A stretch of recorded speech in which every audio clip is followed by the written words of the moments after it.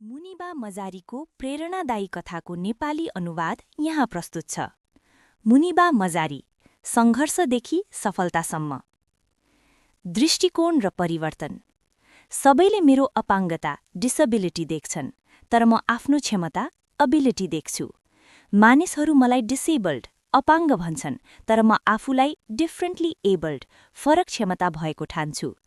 जीवनमा केही घटनाहरूले तपाईलाई भत्काउँछन्, तर तिनै घटनाले तपाईलाई अझ बलियो र राम्रो पनि बनाउँछन्। त्यो दुर्घटना जसले जिन्दगी बदल्यो। 18 वर्षको उमेरमा मेरो विवाह भयो। मेरो बुबाको खुशीको लागि मैले यो कदम चालेकी थिएँ, तर त्यो कहिल्यै सुखद विवाह रहेन। विवाहको 2 वर्षपछि एउटा कार दुर्घटना भयो। मेरो श्रीमानलाई निन्द्रा लाग्यो र कार खाल्डोमा खस्यो। उनी त बाँचे, तर म कारभित्रै फसिरहेँ। त्यो दुर्घटनामा लागेका चोटहरू, नाडी, काँध, बिउजिने हड्डी, कलरबोन र करङहरू भाँचिए। फोक्सो र कलेजोमा गम्भीर चोट लाग्यो। मेरुदण्ड, स्पाइनका 3वटा हड्डीहरू भाँचिए, जसका कारण शरीरको तल्लो भाग सधैँका लागि पक्षाघात, प्यारालाइज्ड भयो। अस्पतालका ती कठिन दिनहरू।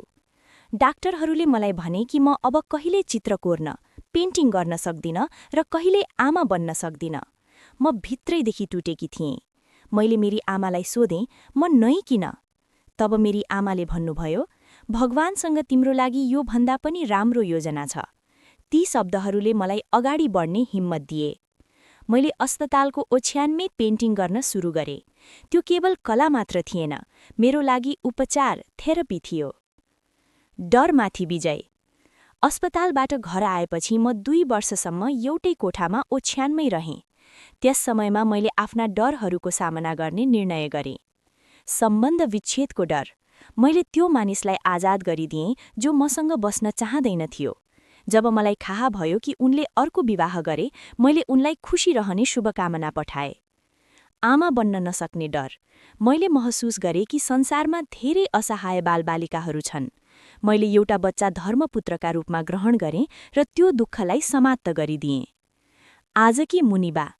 आज मुनिबा मजारी एक प्रसिद्ध कलाकार, प्रस्तोता र UN वुमेन पाकिस्तानकी राष्ट्रिय सद्भावना दूत हुन्। उनी भन्छिन्, आफ्नो जीवनलाई पूर्ण रूपमा जिउनुहोस्, आफूलाई स्वीकार गर्नुहोस् र आफूप्रति दयालु बन्नुहोस्। जब तपाईँ आफैलाई माया गर्नुहुन्छ, तब मात्र संसारले तपाईको कदर गर्नेछ।